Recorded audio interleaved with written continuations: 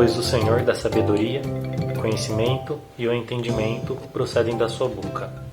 Provérbios 2, versículo 6. Olá, crianças.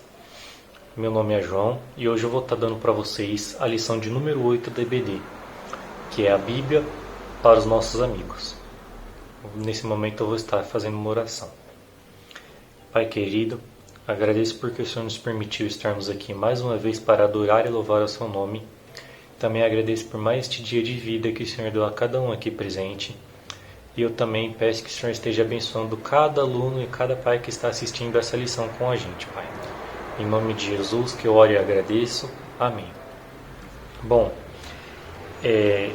eu vou ler agora no livro de João, no Evangelho de João, no capítulo 1, os versículos 43 até o 51, que diz assim: No dia imediato, resolveu Jesus partir para a Galiléia.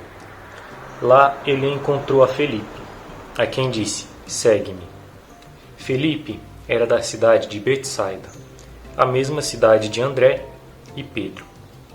Felipe encontrou Natanael e disse: Achamos aquele de quem Moisés escreveu na lei e a quem se referiam os profetas, Jesus, o Nazareno, filho de José. Perguntou-lhe Natanael: De Nazaré pode sair alguma coisa boa? Respondeu-lhe Felipe: Vem e vê. Jesus viu Natanael aproximar-se e disse a seu respeito: Eis um verdadeiro israelita, em quem não há dolo. Perguntou-lhe Natanael: De onde me conheces? Respondeu-lhe Jesus: Antes de Felipe te chamar, eu te vi, quando estavas debaixo da figueira. Então exclamou Natanael: Mestre, tu és o Filho de Deus, tu és o Rei de Israel. Ao que Jesus lhe respondeu: Por que te disse que te vi debaixo da figueira, crês? Pois maiores coisas que estas verás. E acrescentou: em verdade vos digo que vereis o céu aberto e os anjos de Deus subindo e descendo sobre o Filho do Homem. Agora eu vou estar lendo o texto da revistinha, que está na página 24, se vocês quiserem acompanhar.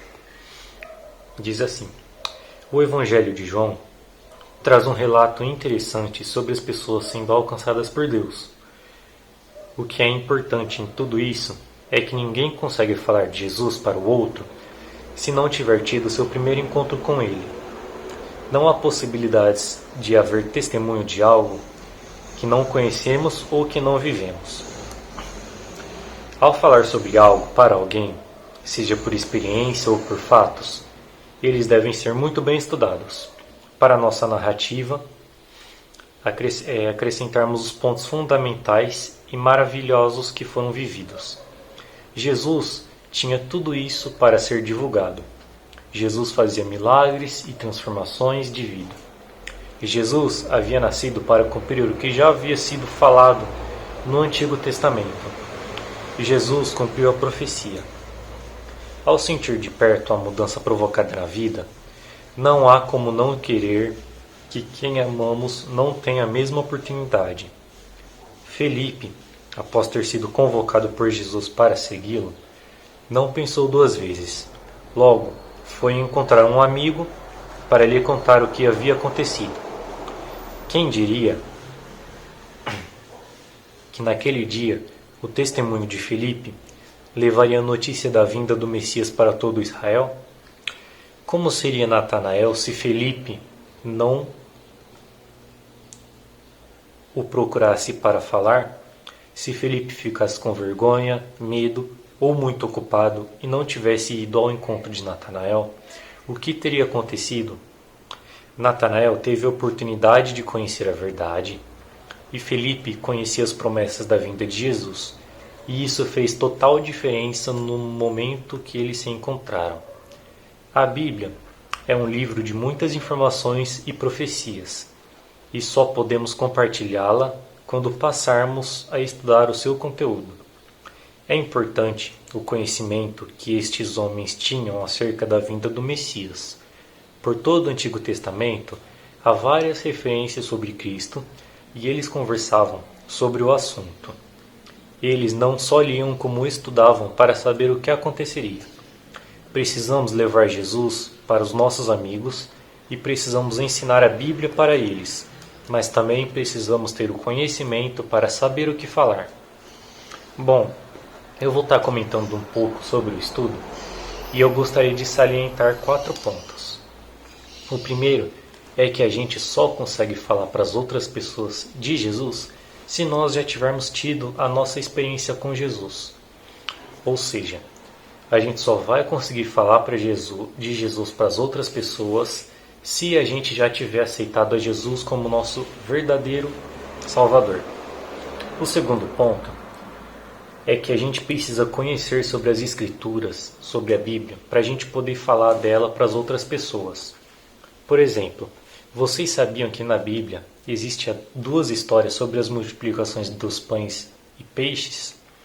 A primeira se encontra no livro de Mateus, no capítulo 14, nos versículos 13 a 21.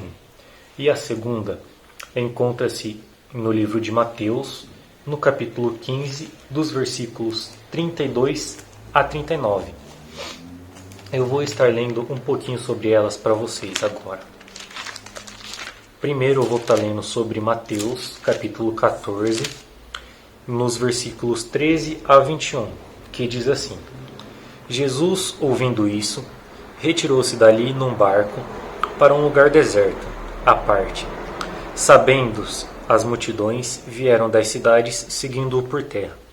Desembarcando, viu Jesus uma grande multidão e compadeceu-se dela, e curou os seus enfermos. Ao cair da tarde, vieram os discípulos de Jesus e lhe disseram: o lugar é deserto e vai adiantada a hora. Despede, pois, as multidões, para que, indo pelas aldeias, comprem para si o que comer. Jesus, porém, lhes disse: não precisam retirar-se, dai-lhes vós mesmos de comer. Mas eles responderam: não temos aqui senão 5 pães e 2 peixes. Então lhe disse: trazei-mos. Então, tendo mandado que a multidão se assentasse sobre a relva, tomando os 5 pães e os 2 peixes, erguendo os olhos ao céu, abençoou-os. Depois, tendo partido os pães, deu graças e disse aos discípulos: estes as multidões. Todos comeram e se fartaram dos pedaços que sobejaram e recolheram ainda 12 cestos cheios. E os que comeram foram cerca de 5.000 homens, além de mulheres e crianças. Agora eu vou estar lendo sobre a segunda multiplicação de pães e peixes, que se encontra no capítulo 15, dos versículos 32 a 39, que diz assim: e chamando Jesus os seus discípulos, disse: tenho compaixão desta gente, porque há 3 dias que permanecem comigo e não tenho que comer, e não quero despedi-la em jejum, para que não desfaleça pelo caminho. Mas os discípulos lhe disseram: onde haverá neste deserto tantos pães para fartar tão grande multidão? Perguntou-lhe Jesus: quantos pães tendes? Responderam: 7 e alguns peixinhos. Então, tendo mandado o povo assentar-se no chão, tomou os 7 pães e os peixes, e dando graças, o partiu e disse: estes ao povo. E todos comeram e se fartaram, e do que sobejou recolheram 7 cestos cheios. Ora, os que comeram eram 4.000 homens, além de mulheres e crianças. E tendo despedido as multidões, entrou Jesus no barco e foi para o território de Magadã. Então, vocês sabiam que na Bíblia havia 2 referências à história da multiplicação de pães e peixes? Jesus fez essas 2 multiplicações de pães e peixes porque a multidão que ele acompanhava estava passando fome. Por esse motivo, e por não querer deixar a multidão partir passando fome, Jesus fez as multiplicações de pães e peixes. Vocês sabiam que haviam 2 histórias e 2 multiplicações de peixes que Jesus fez? Bom, O terceiro ponto que eu gostaria de citar, em referência ao nosso estudo, é a vontade de falar de Jesus para as outras pessoas. Que nós precisamos ter essa vontade de mostrar essa vontade para as outras pessoas, que a gente conhece de Jesus, que a gente quer falar de Jesus para elas e que Jesus é uma pessoa muito boa e que é a única forma de salvar as pessoas da condenação eterna, do inferno. E o quarto e último ponto que eu gostaria de citar é que a gente precisa primeiro ler a Bíblia, que a gente precisa primeiro conhecer a Bíblia, para depois a gente poder estar falando de Jesus e das histórias da Bíblia para as outras pessoas. Então, para a gente concluir, a gente só consegue falar de Jesus se a gente já tiver tido o nosso primeiro encontro com Ele. A gente só pode falar de Jesus para alguém se a gente conhecer a Bíblia. A gente precisa ter vontade de falar de Jesus para as outras pessoas. E a gente precisa ler a Bíblia para depois compartilhar o que está escrito na Bíblia, para a gente poder poder usar as palavras corretas para ensinar as outras pessoas.